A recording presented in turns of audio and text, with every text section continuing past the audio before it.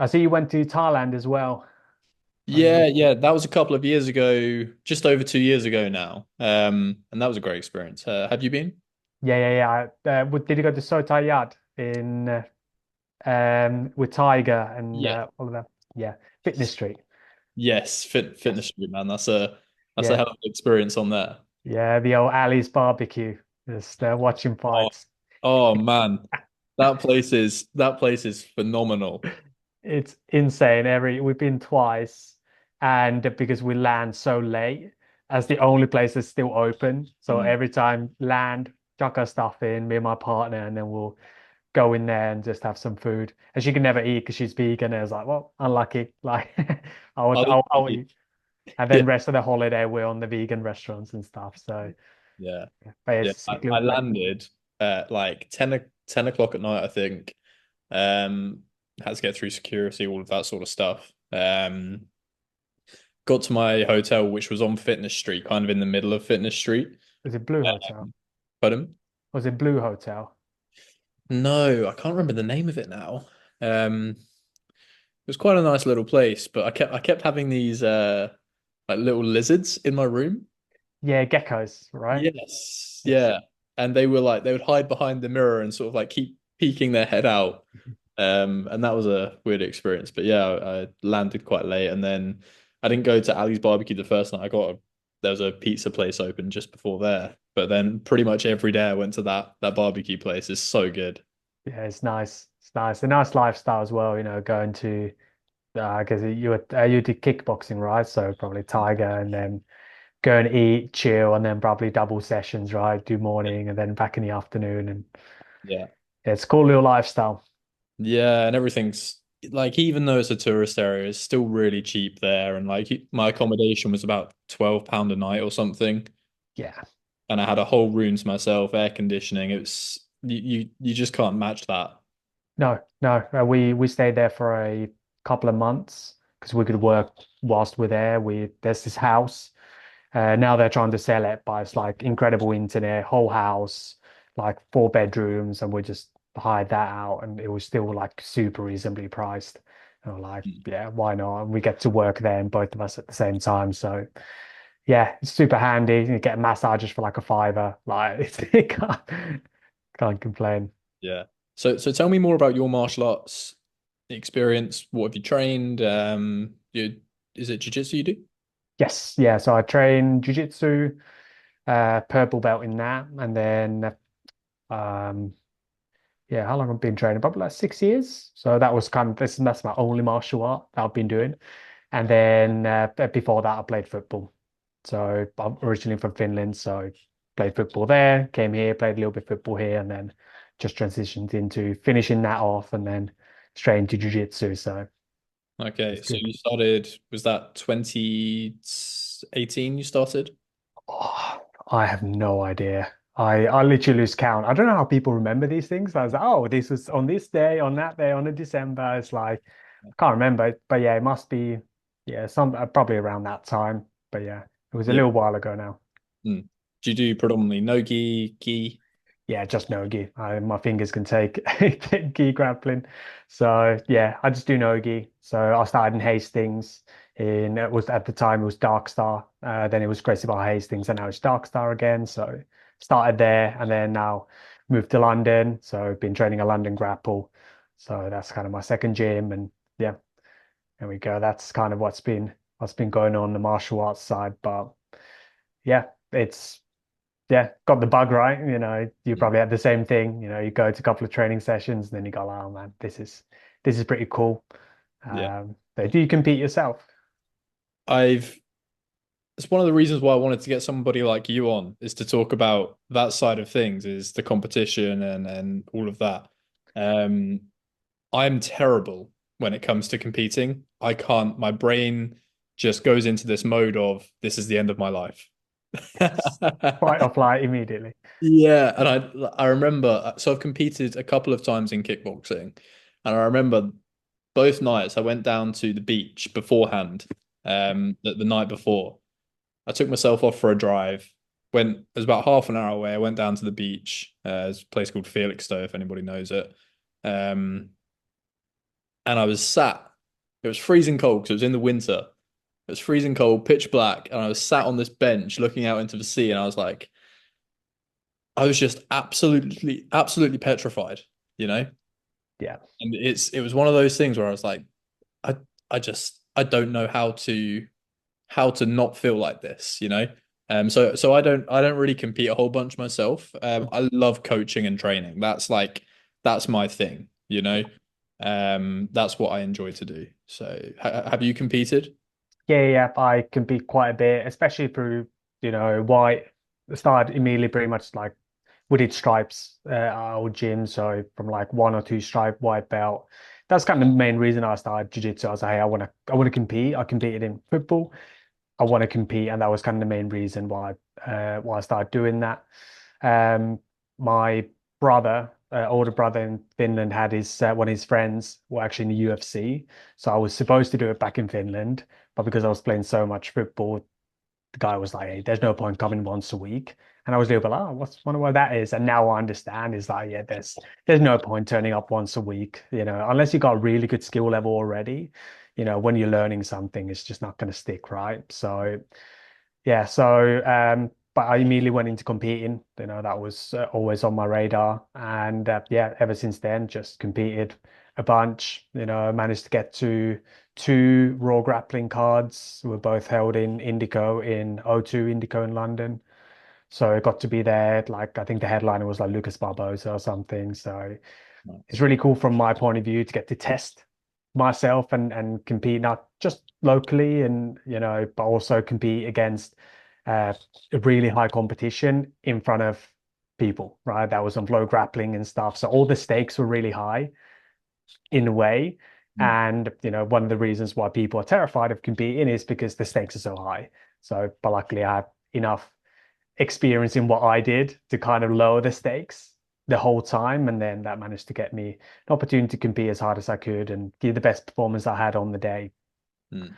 But yeah, a lot of competing from my end. If it's exciting. I love it. And yeah, haven't competed for a little while now, but I will definitely be back to competing soon. Nice. Nice. So what this is quite a broad question, so feel free to take it wherever you want to, but Yeah. what is a mental performance coach? So a mental performance coach is basically what you would imagine a PT being, right? You pay a personal trainer to get you the best performance possible physically, right? And so you pay a PT, you get a program, and then you follow that program. And then at the end of it, you'll be physically fitter, you have a better conditioning, and then you have a better performance, hopefully, at the back of that. Mental performance coaching is the same, but for the mind. So we work a lot on routines and habits and kind of the fundamentals of your life in a way, about the fundamentals of your performance. So we talk a lot about pre-competition routines, how to lower the stakes, and how you can perform at your best when it matters the most. So if you're a professional athlete, you'll probably have both coaches, right? You would have a personal trainer or strength and conditioning coach, and you'll probably have a mental performance coach as well. That's mainly the job is, and my job is to just give simple but effective tools that's going to help you perform at your best when the stakes are high. And is that something that you put a big emphasis on is keeping it simple? Yes. Yeah. Yeah. And, fundamentals is where it's always at. Fundamentals win championships. That's what they always say. It doesn't matter if it's from a technique point of view, from kickboxing, you have really the basics, right? And if you do the basics really well, you're going to go really far. And then you have the flashy stuff on top. Same with jiu-jitsu, same with strength and conditioning, right? It doesn't need to be the science of strength and conditioning hasn't really changed Mm. over, God knows how many years. But if you do the fundamentals of it right, you're going to have great results. And the same goes with your mental performance. Do the fundamentals well, focus on the things that you can control as much as you can, and have a process that has helped you get in from where you are now to where you want to be.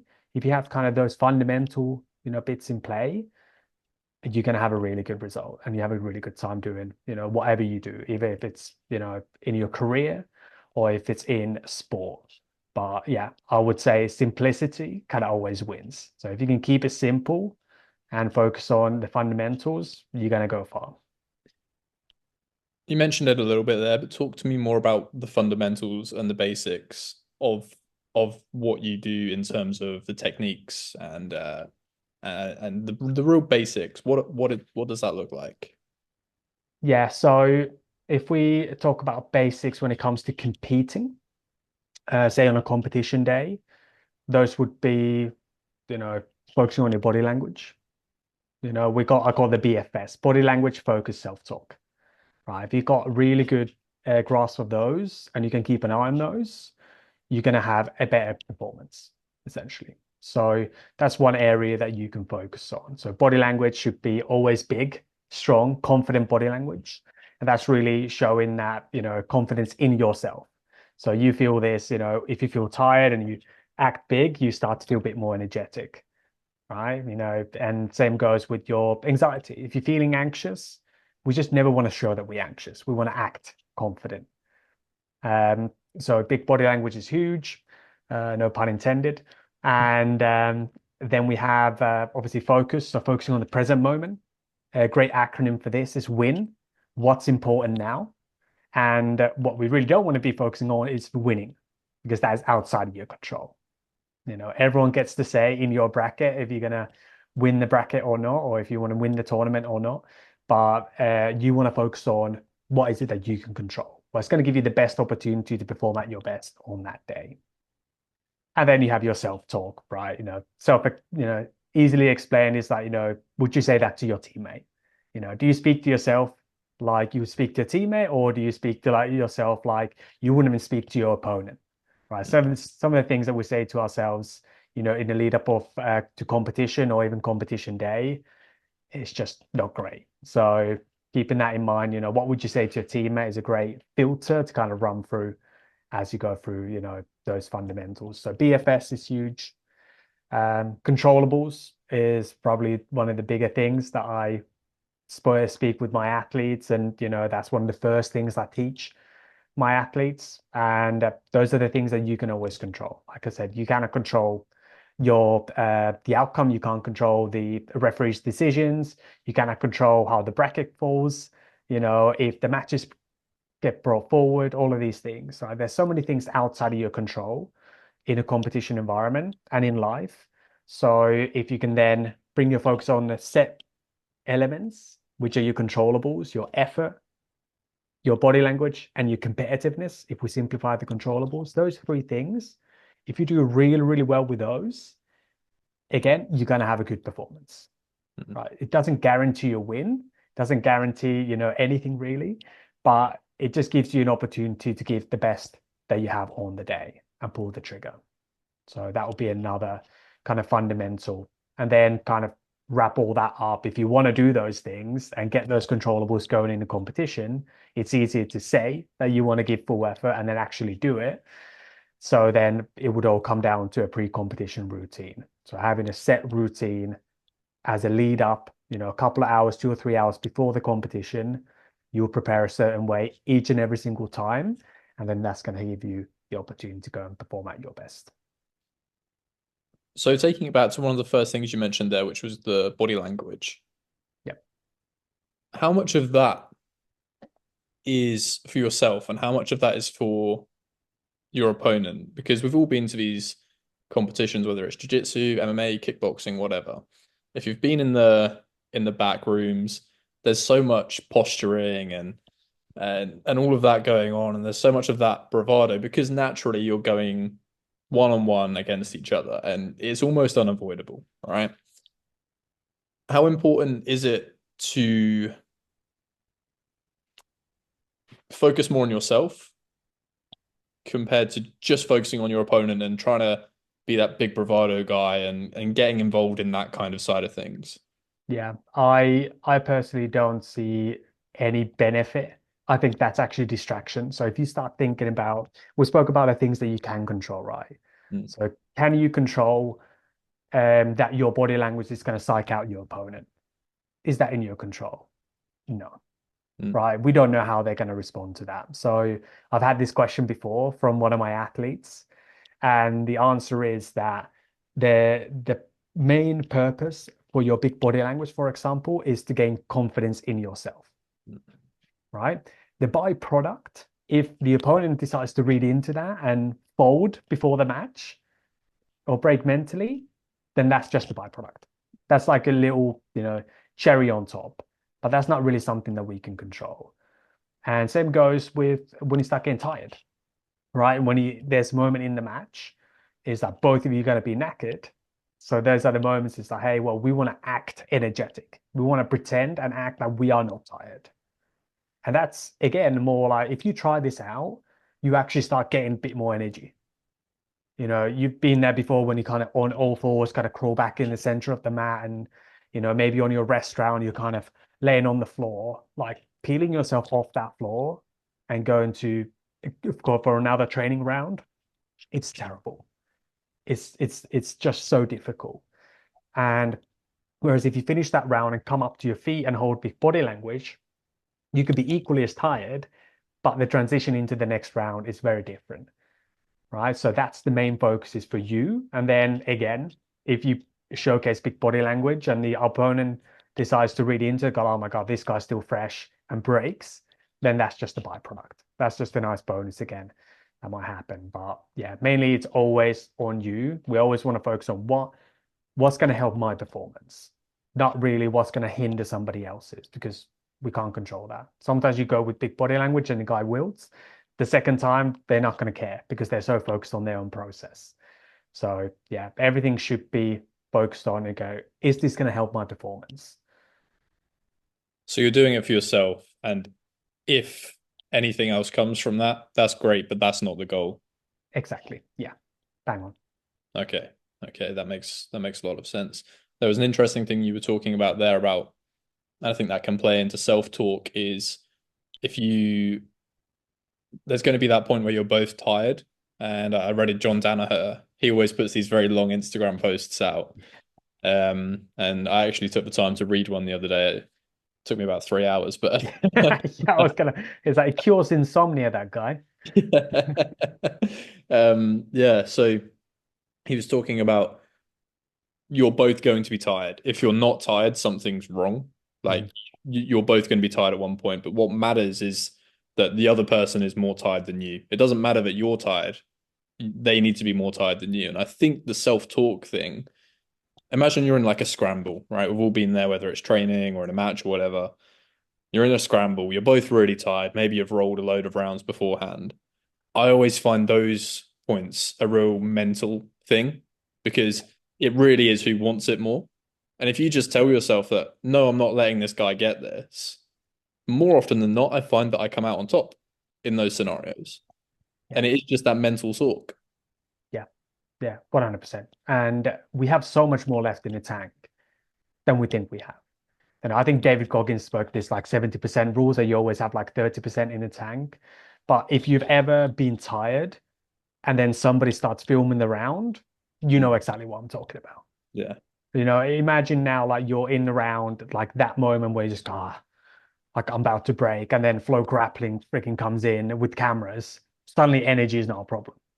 Suddenly you got all the energy in the world, you compete in to win that round. So it is a mental battle, right? There's these elements when you go like, well, moments that you need to just make a decision. Is like, are you willing to push through? And sometimes you need to be ready for that. When I work with my athletes, I'm always reminding them that hey, we're practicing for the hardest possible opponent and the hardest possible, when we're so tired. So when we set these routines and when we set these tools in place, sometimes if I work with Jasmine Rocha, it's like, most of the time she doesn't really have to lean all too hard on the tools. She could probably leave those tools at home and beat 95% of the field. But it's the peak, athletes that we're looking to win. And that's what we kind of want to be preparing for also with hard rounds. It's like, yeah, you can do it when it's easy and when you're feeling great.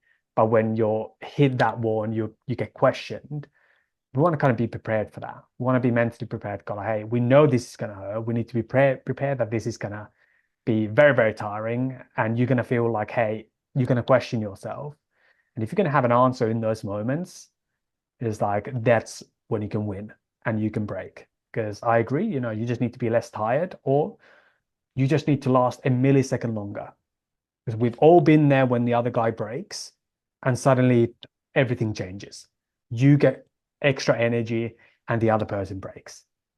Right. So that's, again, something that to keep in mind is like if you can just hang in there just a little bit longer than the other person, just a second, millisecond. And when you sense the guy breaking, it's done. Yeah, again, I saw another thing a couple of days ago. Someone put a post up. I don't know who it was. And they were talking about all it really is just lasting longer than the other person in any competition Yeah. in martial arts. If you can last longer than the other guy, you're probably going to win, you know? Um, and I guess that's a mental reframing that's quite simple and can really help going into a competition, is that. Yeah. Yeah. I agree. And kind of what I mentioned there is like, want to be ready for that. Right. It's if you have the mindset, go, hey, I'm going to try and dust off everyone in 10 seconds. And that's kind of your mental preparation. Go, hey, let me just try and finish this quickly. You're kind of leaving yourself up for, for an upset. Somebody lost, you get to your A game and you don't get the finish. And then you're like, oh, this is going to be, you just realize in that moment and you see that with athletes, oh, this is going to be a long match. Right. This is going to take, especially if you're on ADCC rules where you have overtime and stuff like that. We want to be ready. We want to be ready to go the whole, 10 minutes, 15, whatever it is, to really drag people into those deep waters.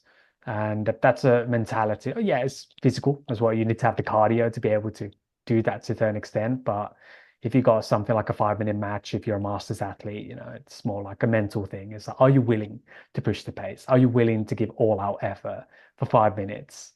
And as a byproduct, you might just need to give all out effort for three, and the other guy breaks. And then the two, you'll be almost cruising. And now it's the fun part, right? Mm. But like I said, if you can hang in there just a little bit longer, you're probably going to win. What you were talking about there really struck home with me. The very first time I competed kickboxing was exactly that. I was, I thought I was confident. What I found out afterwards was that I was deluded. Mm. Um, because I had it in my mind that I was just so much better that I was just going to go out there and I had the exact shot with what I was going to land, and that was going to be it. Didn't happen. The fight went the whole way. I got absolutely battered because I wasn't prepared for that.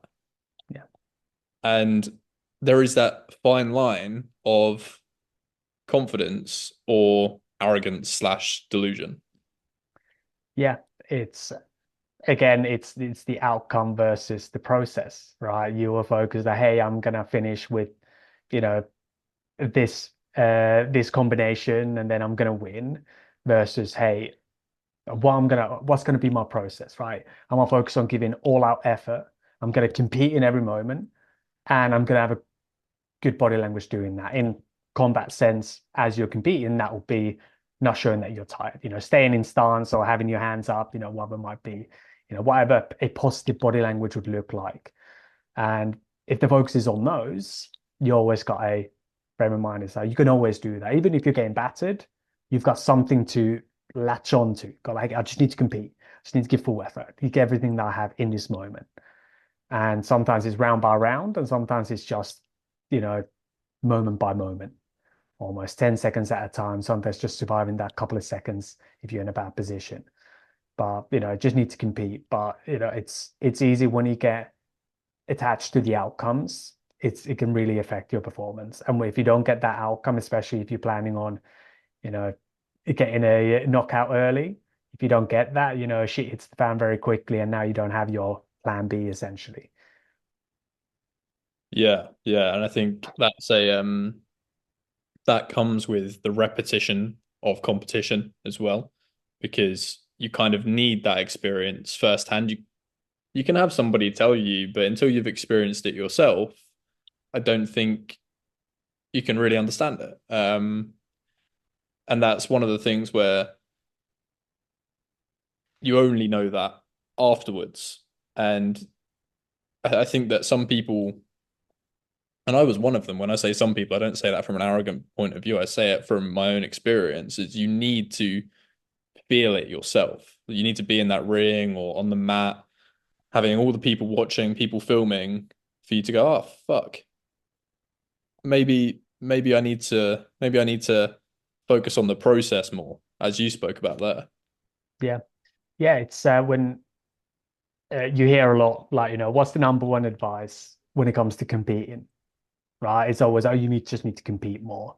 It's like, well, there's truth to that. And then there's also that, hey, yeah, are you going to feel better in your 100th competition versus your first? Yes. But after a certain amount, there's not much of a difference, right? So I love the fact that you mentioned, you need to learn and you almost need to have this awareness. A lot of times you can kind of go through the motions of competition. As long as you keep competing a lot, I'm going to get better. It's like, well, not so fast. If you compete and you reflect and you adjust, then you can get better. And that's what really great competitors do, right? And that moment there would be a great example. Because like, actually, next competition, I'm going to focus less on the knockout and I'm going to focus more on giving all out effort. That could be a great adjustment. And if you now compete a lot and you make those adjustments each time to help you get better and better performance out of yourself, you're in a good place. So, but yeah, I agree. What does a mentally strong athlete look like to you? Mentally strong athlete look like to me? It's a good question. Um, First of all, outside in, it's that big body language, right? Like everyone's gonna be nervous to a certain extent. It's like, are you able to not show that in a way? And a mentally strong athlete for me is able to perform consistently, like no matter where, like from training to the bright lights. If you're mentally strong, you're going to have consistently good performances. I'm going to put away, you don't need to be consistently great. I think that's um uh not really achievable. You can't be consistently great, but you can be consistently good. You can have consistently good performances, and if you do that, every now and again you'll have those great ones. Every now and again you have that, really great performance. But, mentally strong athletes to me look like, hey, they can consistently perform at their best or bring their best, whatever that is on the day. You mentioned the training part there, which is another aspect that I think goes into the mental side as well, because giving I've mentioned this thing on this podcast many times now, and if anybody has managed to actually listen to all of the episodes I've done, they're probably gonna be banging their head against the wall or something. But I heard a very good definition of confidence from a guy called Alex Hormozy. Have you heard of him? Yes. Yeah. Um, he said it was something along the lines of uh, confidence is having a stack of undeniable proof that you are who you say you are and that you have the skill set that you say you do. And that comes from constantly turning up every day. Even if you aren't feeling that you can give your best one day, you've still shown up and you've put the work in, you've done the rounds, you've done the technique, or whatever that looks like in your chosen field.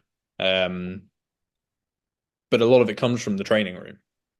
Yes. Yeah. Yeah. And intentional training, Mm. right? Not again, just going through the motions. It's about going in with a purpose. And if you execute that purpose, then purposefully, like purposeful training, you're going to then have a great performance or like, much more confidence in your performance when you go and perform. There's a great saying that you don't rise to your expectations, you sink to your training. Right? You don't rise to your expectations, you sink to your training.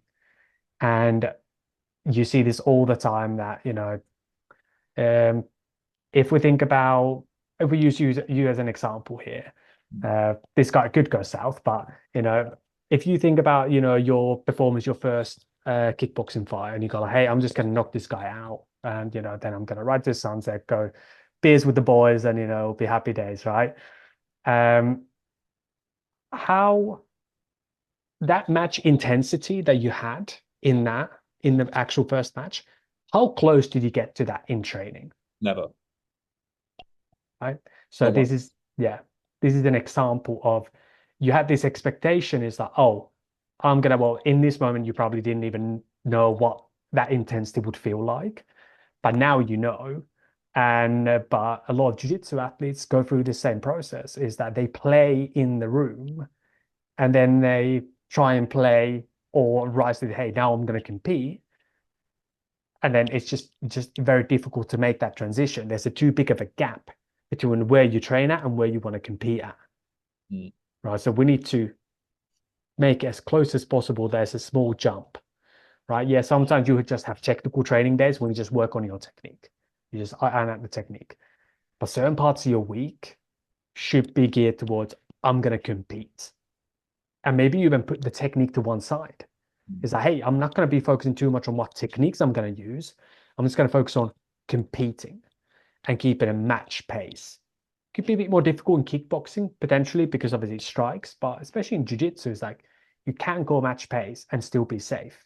Doesn't mean that you're, throwing up submissions and standing on heel hooks and not giving people time to tap, but you're keeping a pace and you're pushing at a pace where you are being competitive. Comes back to those controllables. Are you giving all out effort? Are you competing as hard as you can? Are you showcasing good body language whilst you're doing it? And if you start doing that in practice, then when you go in and compete on a Sunday, you can just go, oh, just like Tuesday morning, Mm. just like Wednesday competition class. Yeah. One of the things that I think about a lot is when I was coaching, I was I think I had three fight camps, three separate fight camps with three different teams essentially. It was under the same gym, but three different sets of people fighting each time. There were a couple of the same, but the majority were different. And I don't mind talking about it. I'm not going to name names or anything or put anyone under the bus. I'm just going to give the scenario. Everybody knows what happened anyway. But um, Gossip time, I like it. Let's name names. Let's throw everyone under the bus. Let's but each time, all of the guys lost. We had, I think, four people fighting on each show, so 12 fights. All of them lost. 0-12. Great record. Um, and I, as the person or one of the people who was coaching, I felt that I didn't. The first time, I didn't give them what they needed in terms of the intensity of training, and I felt really bad for that because I felt like that was on me because I'm the person who's setting the class. I'm the person who's meant to be showing these guys what to do, right? And I'm taking them to go and compete, or one of the people. So the second time around, I tried to up the intensity of the training because, first of all, I've experienced what it's like. Yeah. Second of all, I've then experienced it as a coach to see what it's like when the intensity of training isn't there. And I was like, right, this time, this is what we're going to do. And I couldn't get the message across to the fighters. Mm. I remember one time I set this drill, and it wasn't a hard drill, and it was the first session of fight camp. And it was essentially it was a pad drill where you need to give maximum effort. And they were just tapping the pads. And I couldn't get the message across to them. I stopped the class. I tried to give the motivational talk and like, there's a reason why I'm setting this for you. And when you're in the cage, you're going to understand why. But I couldn't get the message across. And it was only afterwards that I think they kind of realized. I was like, oh, so how, as a coach, can somebody get that message across to the athlete? Yeah, it's one way that I use is I use scoring mechanisms. So around those controllables, I ask my athletes to mainly everything's happening over Zoom for my coaching. So I get them to score themselves 1 to 10 on those three areas, right? After every competitive practice, not technical, but competitive training, like comp classes, stuff like that. So that's a great way to start building that awareness. God, hey, did I give full effort? Did I compete hard enough? Did I have great body language? Um, Sometimes I use footage, so we'll watch the footage together, and I go, hey, see how you pause in there and you're not pushing. Well, I talk usually about neutral positions. If you pause in neutral, you're not giving effort. We can pause in dominant positions. Like if you think a mount where you have your hands, get their hands up, back position, you can maybe take a moment. Side control, if you've got good upper body control, good positions to take a moment. But if we're neutral positions, right, it could go either way.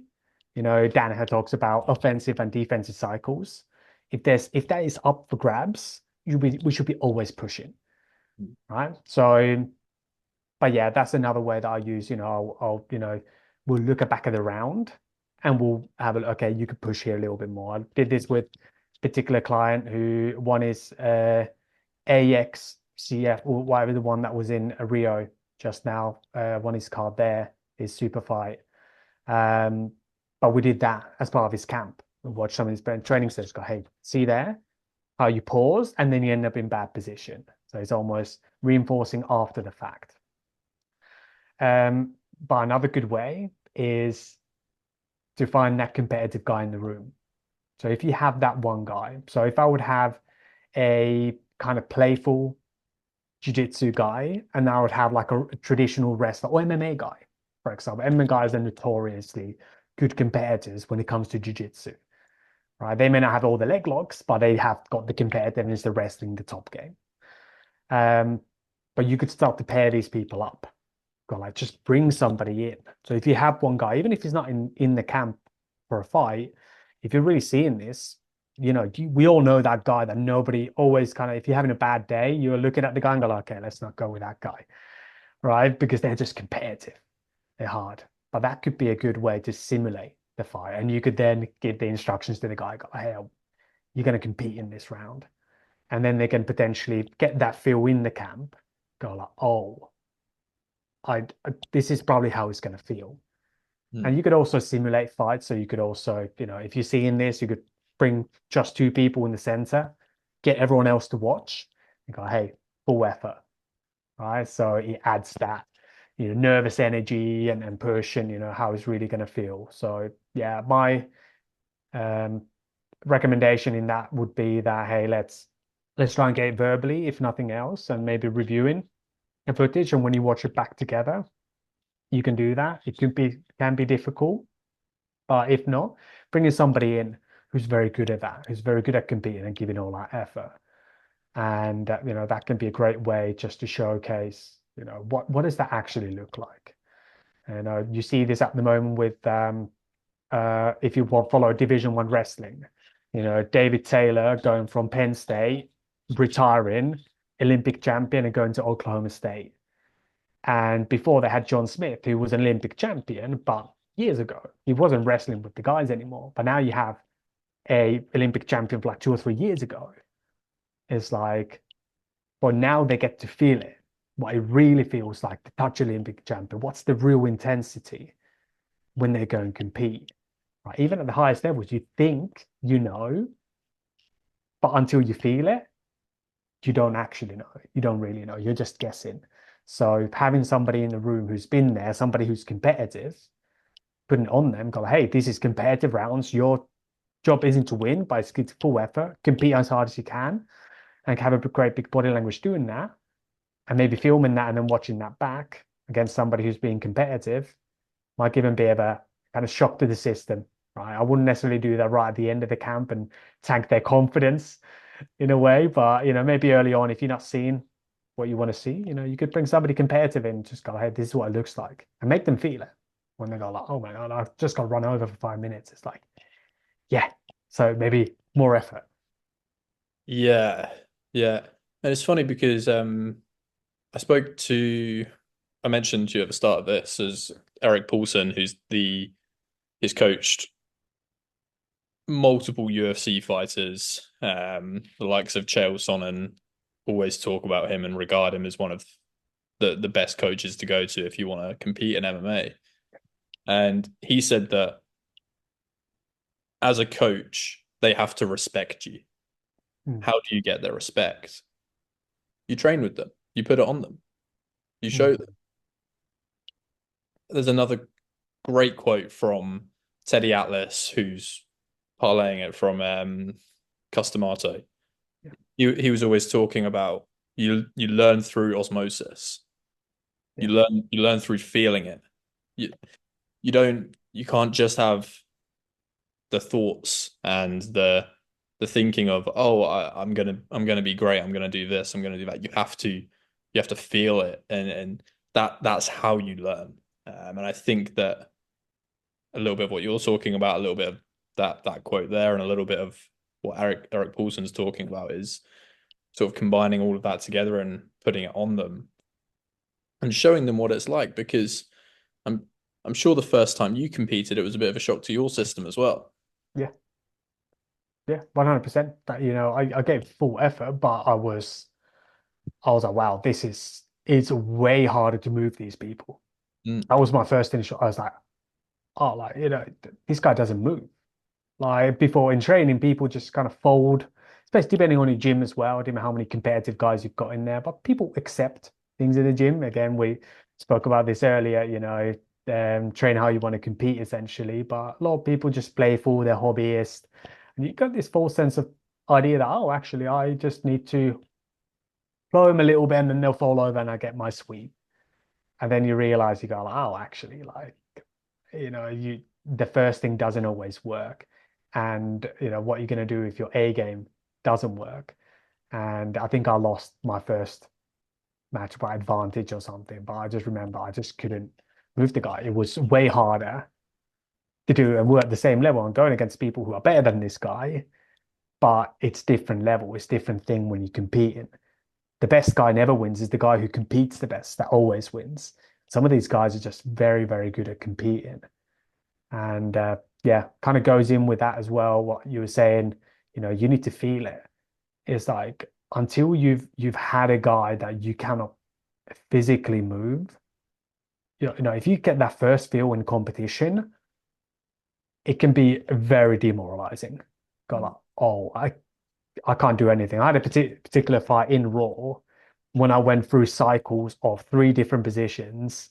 I now, no, I wouldn't say friends, but really good acquaintances with this guy, Ilyas Ghazi. And he was training at B team at the time, and I was training, a small gym in Hastings. And I had this idea to go like, oh yeah, I'll be good. But my focus was on the full effort and my competitiveness. And that's what was my focus. But I was quietly confident that hey, if I do things right, I'm gonna get to my positions. Mate, how wrong was I? Like, first of all, he comes in and he was way bigger than I thought he was. And he was built like an athlete. And I was like, oh, like this is guy who wants to be a professional grappler, right? And I was like, okay, well, let's see how this goes. And I try my first go. I think I pull guard and I try and get on the legs, like elevate from like butterfly guard or something. And he wasn't even moving. I was like, oh man, this guy's the heaviest guy I've ever, rolled with. And he wasn't, but he just felt like it. I was like, okay. I couldn't get on his legs. I was like, okay, next thing I'm gonna wrestle up. And I come to wrestle up from the butterfly guard, put my head on his chest. I do this to everyone and they just fall backwards. I went boom and I fell back down. And I was like, shit, okay. So I can't enter in on his legs and I can't wrestle him up. Okay, but I need to stand up now. Right. And the whole time I was thinking like, I need to just keep effort. I just need to keep pushing harder and pushing harder. And then I stand up and then he does a flying canny basami on me, straight into a heel hook. And I managed to escape that. And I was like, holy shit, I'm running out of options here. But I end up on top. And then immediately when I was on top, he ended on my heel hook again. And then from that position, he tapped me. And I was like, I fight Ilias and that version of me 10 times, I lose 10. Mm, Like for a fact. But the whole time when I came off the mat, I was happy because my controllables were so high. I gave everything that I had.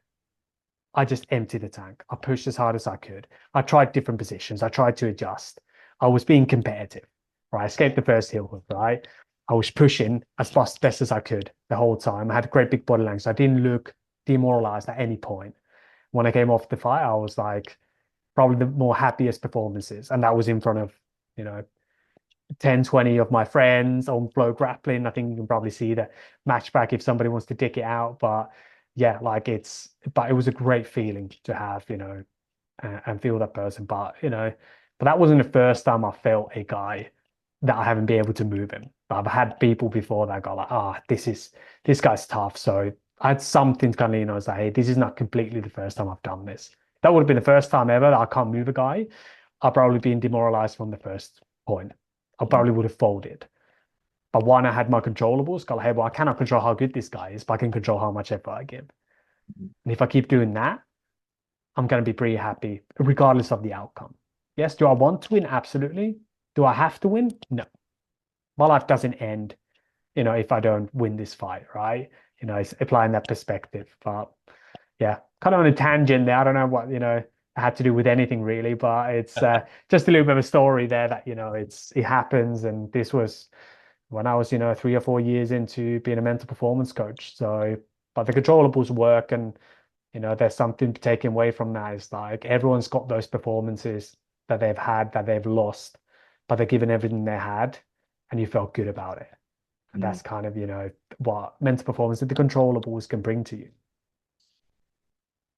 Yeah, there's. I heard a. I'm a bit of a martial arts geek, right? Yeah.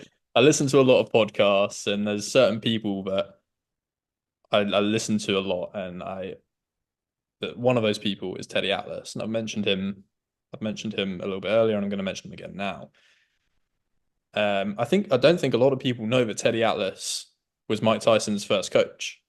I Mm. don't think a lot of people know that. So he's a very respectable coach. And he's got such a good mind for not just boxing, but martial arts and competing in general. Yeah. And he was talking about when they first got their hands on Mike Tyson, he was like this 11, 12-year-old kid with the body of a man at Yeah. that age. He was huge, right? And they slowly upped the level of sparring partner that they were putting him with. And I believe it was when he was around 14, 15, something like that. They brought in this literal like heavyweight boxer to spar him because Mike was just knocking out everybody else in sparring. He was an absolute animal, right? And they wanted to test him mentally. They wanted to see if he wanted it. And one of the things that happened there was that obviously this guy was beating him up a little bit, right? Because he's much bigger than him, is a professional, and Mike was like 14, 15. But this was what they wanted to do. And boxing, especially back in that day, was a little bit rougher, right? Probably there'd probably be a case against you if you did this now, but this was a few years ago.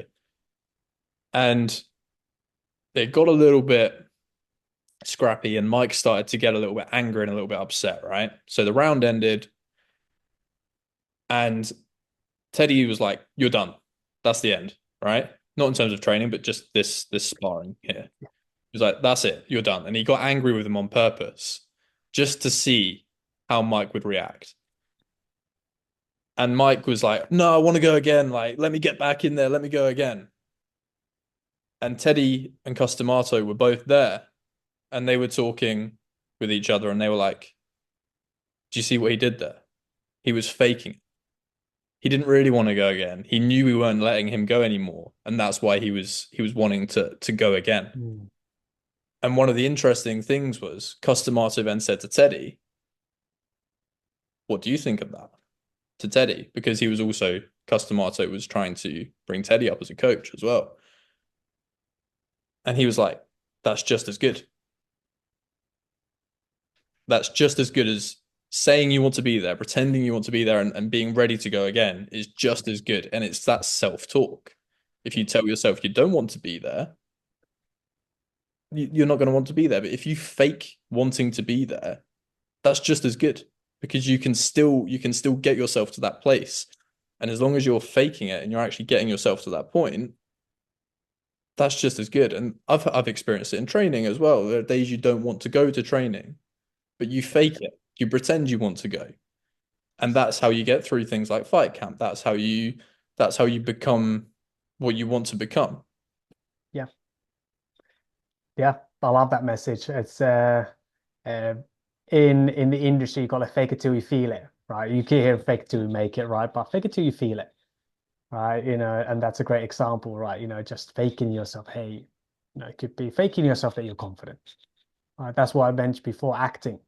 ACE, acting changes everything. So if you can act in a confident way, you start to feel that confidence. Right? The second most watched TED Talk is Amy Cuddy's TED Talk on how body language will shape who you are. Right? There's a reason for that because it works. And yeah, and Chael has a very good saying on that, Chael Sonnen. You have 1,000 reasons why not to go to training. You just need to find that one reason to go, Mm. right? Which is great advice as well. So yeah, we don't, feelings are not facts. That's what we're trying to say here. And your feelings don't get a vote when it comes to you trying to achieve what you want to achieve. Right? We want to have a commitment over feelings mentality. When your C is greater than your F, you get R. When your commitment is greater than your feelings, you get results. Right? And if you can do that time and time and time again, win moment after moment, not even maybe day. Sometimes a day feels too long. You just need to get to the morning practice. Let's just get up, do my stretching, get to training. That could be your win, right? That's commitment. And then you try and roll as many of those good decisions, as many of those commitment-based decisions as you can, you're going to be in a good place. Mm. But yeah, sometimes you're not going to feel like doing something. You're going to feel like doing that extra round. No, you're not going to feel like going in there and getting battered again by somebody. But if your coach thinks that's the best thing to do, then you just need to trust the process. Right? Go, Mm. okay, we'll get it done. Mm. Yeah, there's a one last sort of interesting thing I wanted to discuss with you and get your thoughts on as well is the question I've got written down is does does discipline beat obsession? Now, let me break that down a little bit Yeah. because it's quite a broad question and can seem a bit bizarre. I've seen a lot of people obsessed with training and their development, but they're almost obsessed with it in the wrong way. How I see it is that sometimes people are so obsessed with the image they're projecting, and especially more with MMA, people want to be seen as being the cool fighter guy in their friend group, right? Mm. You see a little bit of jiu-jitsu, but I think more with MMA. But they're not obsessed with being disciplined. Mm. So discipline will always beat your perception of yourself. Like if you get somebody who's that guy who's a little bit of a talker and a little bit of someone who makes themselves to be more than they are. Mm. And then you get someone who just shows up every single day and is obsessed with being disciplined. My opinion is that that will always be someone who's obsessed. And sure, you can be obsessed. You can sit at home. You can watch all of the videos. You can watch all of the Conor McGregor fucking compilations and stuff. And I've seen so many people that do that, and that's their perception of being obsessed. Yeah. I think real obsession is being disciplined. Yeah. Um, yeah, it's about doing the thing, Mm, right? You could go and hey, you want to break your 5K record, you want to run a 5K, right? That's your goal, right? Maybe for a lot of people, it's hey, they want to be a professional fighter, right? You need to do the things. You just need to keep doing the things that's going to help you bridge the gap from where you are now to where you want to be. You know, Buying the trainers is not doing the thing. Planning your training is not doing the thing, right?